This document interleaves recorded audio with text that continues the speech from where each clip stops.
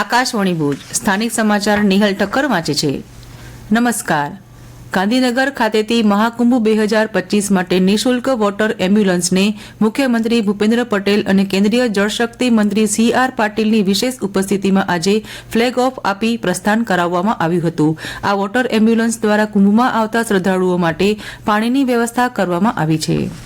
ગુજરાત સતત છઠ્ઠા વર્ષે લોજિસ્ટિક્સ અને કાર્ગો મૂવમેન્ટ માટેની સુગમતાની કાર્યક્ષમતા માટે લીડ્સ રેન્કિંગમાં દેશભરમાં મોખરે રહ્યું છે, જેમાં ગુજરાતે સતત 3 વર્ષથી અચીવર્સ કેટેગરીમાં પણ મોખરાનું સ્થાન મેળવ્યું છે, જે રેન્કિંગની ટોચની કાર્યક્ષમ કેટેગરી છે. નવી દિલ્હી ખાતે કેન્દ્રીય ઉદ્યોગ મંત્રી પિયુષ ગોયલ અને કેન્દ્રીય ઉદ્યોગ રાજ્યમંત્રી જતીન પ્રસાદ દ્વારા logistics is across different status leads 2024 report અને રેન્કિંગ જાહેર કરાયા છે. શીખ ધર્મના 10મા ગુરુ ગોવિંદસિંહની જન્મ જયંતિની 3 દિવસની ઉજવણીનો આજથી આરંભ થયો છે. ભુજમાં ગુરુ નાનકસિંહ સભા દ્વારા શીખ ગુરુદ્વારા ખાતે 3 દિવસ દરમિયાન વિવિધ ધાર્મિક કાર્યક્રમો યોજાશે. ગાંધીધામ ખાતે પણ ગુરુ ગોવિંદસિંહ જન્મ જયંતિની ઉજવણી કરવામાં આવી રહી છે.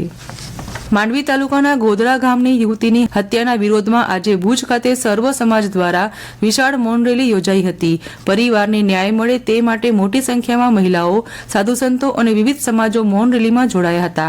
કચ્છના સાંસદ વિનોદ ચાવડા, ગાંધીધામના ધારાસભ્ય માલતી મહેશ્વરી સહિત વિવિધ સમાજના આગેવાનો ઉપસ્થિત રહ્યા હતા. મૌન રેલી જિલ્લા કલેક્ટર કચેરીએ જઈ આવેદનપત્ર પાઠવવામાં આવ્યું હતું. કચ્છમાં સતત બીજા દિવસે ભૂકંપનો આંચકો નોંધાયો છે.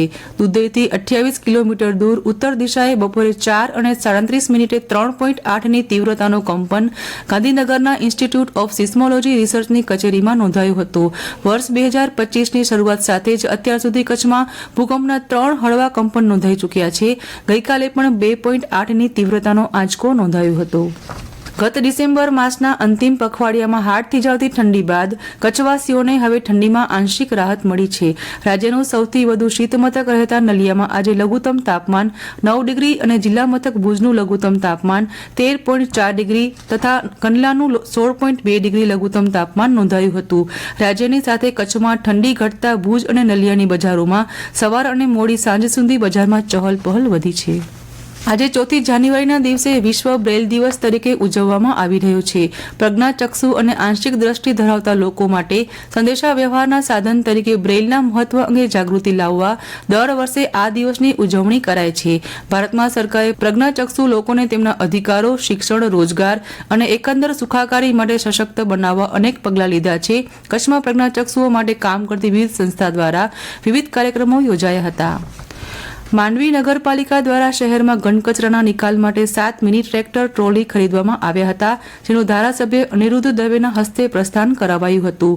આ પ્રસંગે તેમણે જણાવ્યું હતું કે શહેરને કચરા મુક્ત બનાવવા ઘન કચરાના નિકાલ અને વ્યવસ્થાપન યોગ્ય રીતે થવું જોઈએ.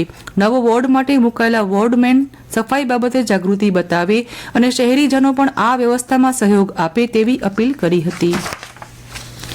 માંડવી રોટરી ક્લબ દ્વારા બાળકો તથા ટીનેજર્સમાં જોવા મળતા ફોબિયા પર મનોવૈજ્ઞાનિક માર્ગદર્શન અપાયું હતું. આ સમસ્યાને અનુલક્ષીને રોટરી ક્લબ દ્વારા બાળકો તથા તરુણ વયમાં જોવા મળતા અલગ અલગ ફોબિયા વિશે નિઃશુલ્ક મનોવૈજ્ઞાનિક પરામર્શ ઓનલાઈન માધ્યમથી યોજાયું હતું, જેમાં મોટી સંખ્યામાં બાળકો તથા તેના માતાપિતા જોડાયા હતા. અત્રે ઉલ્લેખનીય છે કે રોટરી ક્લબ ઓફ માંડવી 2015થી ચાઇલ્ડહુડ સાયકોલોજીકલ ડિસઓર્ડર, ઓટિઝમ તથા કોમ્યુનિકેશન ડિસઓર્ડર પર કાર્યરત છે.